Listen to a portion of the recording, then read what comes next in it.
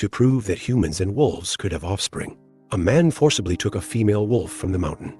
After nights of revelry with the wolf's belly started to swell. The man, instead of being scared, was overjoyed. He even planned a big feast to celebrate with the villagers. However, that very night, he died from a bacterial infection at home. The next day, a feng shui master passed by the village. Upon hearing the story, he shook his head repeatedly. He told the villagers that great misfortune was upon them. Offspring from human-wolf union would be a demon child. Demon children are born heartless and love slaughter, bringing disaster to the village. Upon hearing this, the villagers drove the female wolf out of the village overnight. The wolf, heavily pregnant, retreated into the deep mountains. Finally, after 2.5 years of pregnancy, my wolf mother gave birth to me. I was born on a snowy winter day. To protect me, my wolf mother didn't dare to hunt. She could only keep me warm with her fur. A few days passed like this, and I was close to freezing to death. Luckily, an old man collecting herbs found me. The wolf mother didn't stop him from taking me.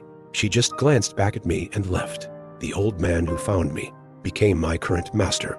Years later, when he told me about my mother, I went searching for her several times, but found no trace of the female wolf. But something strange happened. Our village was very poor back then. Children often went hungry, yet I always had fresh meat at every meal. Every time I went to the mountains, I found freshly killed game. My master never questioned its origin. He just cooked it all for me. Until one day, an old hunter in the village had an accident. My master was a well-known man in the area. That day, the old hunter came to him in a panic. Unfortunately, my master was out. I thought the old hunter wanted a fortune-telling, but he was as anxious as an ant on a hot pan. I asked Uncle Zhang, "What's wrong? What's happened?" After hesitating, Uncle Zhang said, "Xiao Tian, you've traveled far with your master. How much do you know about his work?" I knew he meant the mystical stuff. "Can you check my hand?" Uncle Zhang rolled up his sleeve. What I saw shocked me. As if bitten by a wild animal, I asked Uncle Zhang what happened. He sighed before speaking. 2 days ago, while hunting, he encountered a lone wolf. The wolf looked large. He thought it would fetch a good price. He secretly shot and killed the wolf, but as he approached,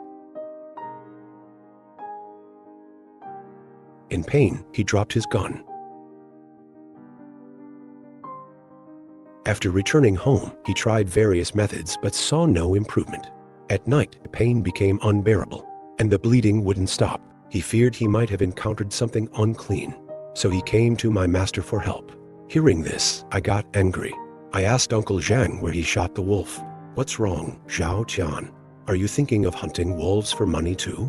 Uncle Zhang gave a strange look. "If you don't want to die, tell me quickly." I shouted angrily at Uncle Zhang. Uncle Zhang was so scared he froze. He trembled and showed fear.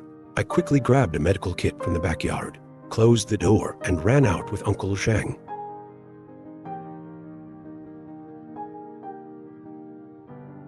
We ran for about an hour.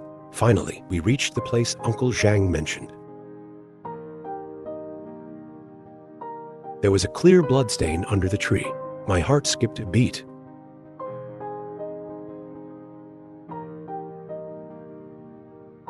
I worried about the wolf's condition. Anxiously, I followed the blood trail, shouting, but found nothing by nightfall. I was very anxious. If it weren't for the wolf mother, I would have died long ago. Uncle Zhang stayed with me, afraid I'd get lost. At p.m., my master called me. I told him everything, crying. My master arrived with a flashlight.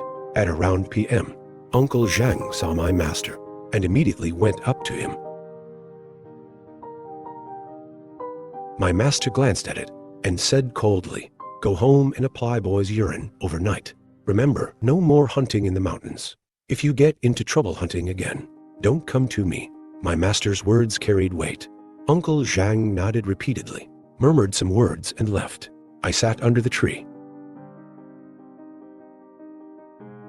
Karma and retribution. Life for life. Zhang Kid. I had no time to ponder his words. A few minutes later, my master sighed and came over. with his skills. He came over. Don't worry if it's really him. With his skills, without special bullets, he'll be fine. Hearing my master's words, I immediately felt happier. Really, master? My master nodded with a smile. It's getting late. Let's go back. Reluctantly, I left the medical kit under the big tree. Mom, I'm leaving it here, I called loudly. As I walked down the mountain, I kept looking back, but saw no signs of her. I felt disappointed. She saved my life as a child. Why won't she see me now that I'm grown? Riding my master's electric bike home. It was already midnight. We hadn't eaten. My master cooked a few simple dishes. After dinner, we each went to our rooms to sleep. In a daze, I felt my face itch, as if something furry.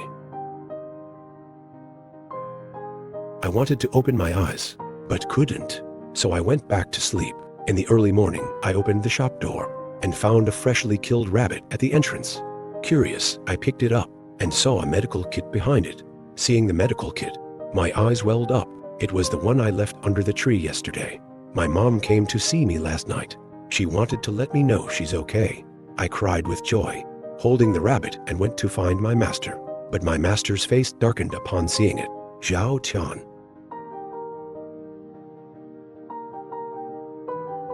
Some things we can't afford to mess with. I found this strange. My master usually loved wild game. Why say this today? Who was he referring to with some things? Since he insisted, I gave the rabbit to the neighbor's family. Some things we can't afford to mess with. I found this strange. My master usually loved wild game. Why say this today? Who was he referring to with some things? Since he insisted, I gave the rabbit to the neighbor's family, then went to the market to buy some groceries. When I returned, my master still wore a stern face. I didn't think much of it. Someone asked my master for a fortune-telling session, but he said he had something else to do later. I wondered what was going on. Sure enough, in the afternoon, the village head suddenly came in. My master immediately greeted him. The village head sighed. Old Li, come with me to old Zhang's house. Old Zhang died at home. He was only discovered today. We're all from the same village. Let's arrange for his burial. The old Zhang the village head mentioned was the Uncle Zhang who came to see me yesterday. How could he have died so suddenly? All right, village head, you go first. I'll prepare some things and follow. My master spoke calmly, as if he had known beforehand. After the village head left, my master's face turned grim. Is it necessary to be so ruthless? I didn't understand what he meant. Hearing about Uncle Zhang's death made me sigh. I went inside and took out a box with all the items needed for a burial.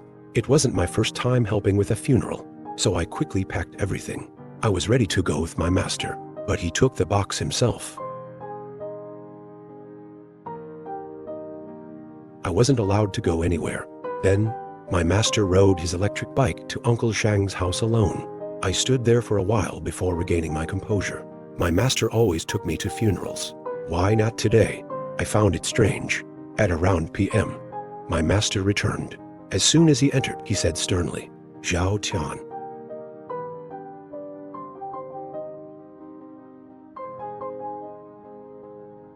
But master, she's my mom. I looked at my master in confusion.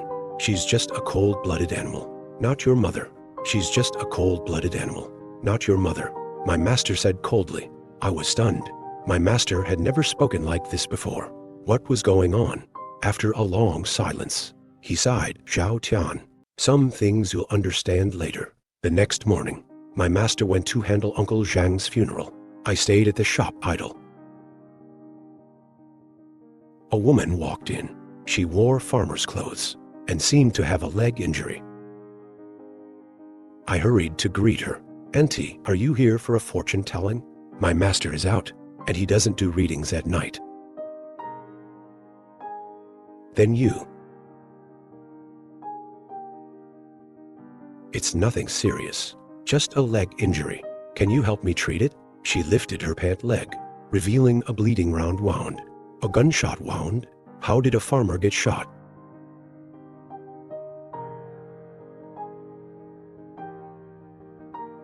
I squatted to examine her wound and found the bullet still inside. Auntie, the bullet is still in there. I don't have anesthetics here. Let me take you to the hospital. Without anesthesia, removing the bullet would be unbearable even for a man.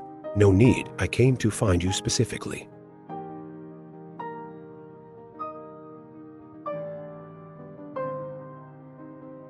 I reluctantly nodded. By the time I removed the bullet, there was blood everywhere. An ordinary person would have fainted from the pain.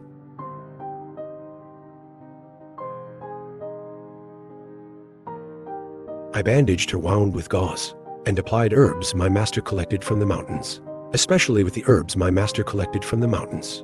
The woman stood up and walked out.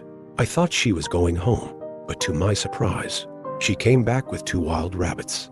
I found it odd. Wild rabbits are hard to catch. And she had 2. Eat them if it's not enough. I'll bring more later. No need, Auntie. Keep them for yourself. You don't want my gifts? Her eyes narrowed slightly, her voice changing. It was the first time I'd seen this woman. She wasn't from our village, but she spoke as if she often brought me things. Auntie. No need to do this, I said helplessly. Then walked out without a word. I reached out to stop her, but she was already gone. Looking at the blood on the floor. Just then, my master came in. He saw the blood and walked towards me with a grim face. Zhao Tian, who was here.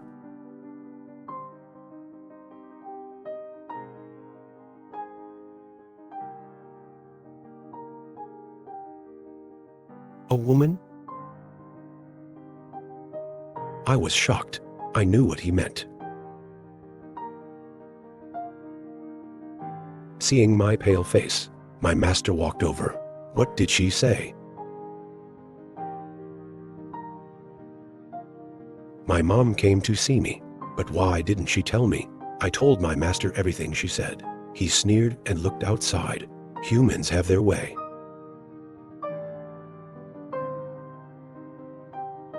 If you really care for Zhao Tian, don't come back. Demons have their way. If you really care for Zhao Tian, don't come back. My master spoke loudly. After that day, I thought my mom wouldn't come to see me again. There were no more rabbits at the door. The village head walked in with a worried face. My master was home today. Seeing the village head, he stood up to greet him. Old Li, the carpenter Chen at the village entrance, is dead. Help with the arrangements. The village head's voice was strange, as if he had seen something terrifying. My master's brow furrowed. How did Chen die? I was also curious. I had secretly read Chen's fortune before, and it said he'd live a long life, not to 100 years.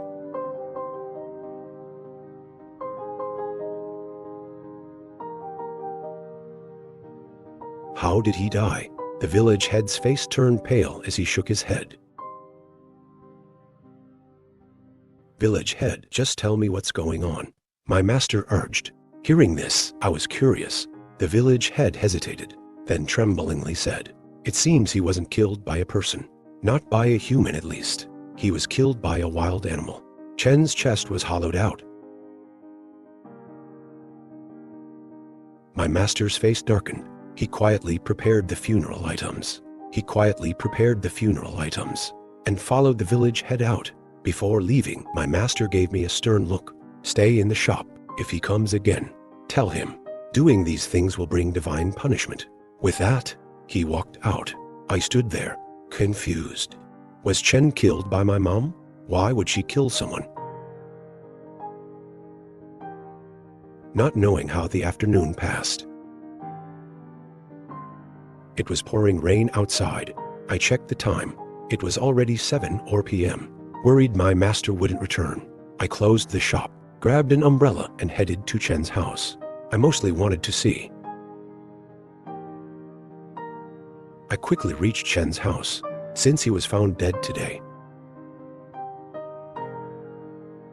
Chen's body lay on a wooden board, covered with a white cloth. There were few people in the morning hall, not seeing my master. And slowly lifted the cloth. A pale face stared back at me, his eyes wide open, staring. as if I had wronged him. The terrifying sight startled me, but to know if my mom killed him, I gritted my teeth and lifted the cloth further. Just then, my master's cold voice came, "Xiao Tian, why are you here? Didn't I tell you to watch the shop?" The sudden voice made me step back in fright. I looked at my master, pale. "Master, his eyes are open. He died horribly. Of course, they won't close." My master snorted, walking over. He looked at me seriously. "Did he come today?" I knew my master meant the wolf mother. I shook my head, eyes red. Seeing this, my master said, "Let's go back for now. Prepare well for tomorrow. We'll go up the mountain." "Why go up the mountain?" I sensed something off in his tone. "For what else? A life for a life. A debt for a debt," my master said, taking the umbrella from my hand and walking out. I stood there, confused, my mind in turmoil. I walked to Chen's body and lifted the white cloth. Chen's chest was hollowed out. Seeing this, I don't know how I got home, but I knew I couldn't let the wolf mother die. Back home, I packed some things and sneaked out, heading up the mountain. With a flashlight, I ran alone. The mountain was behind our village, but I had to pass a graveyard, the village's burial ground. Uncle Zhang had died recently, so there were many wood paper offerings on the path. The white paper stretched into the darkness.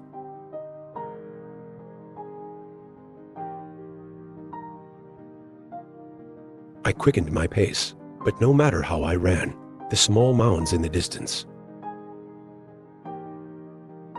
making everything more eerie. My master said, "Souls linger near the newly dead." I'd never seen a ghost, but didn't disbelieve them. Uncle Zhang had died recently. As I was about to sprint, a piercing sound broke the silence.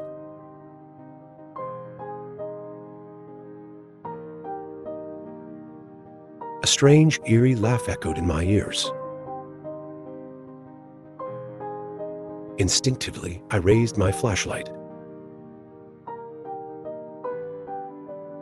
I saw a pair of eyes staring at me from afar.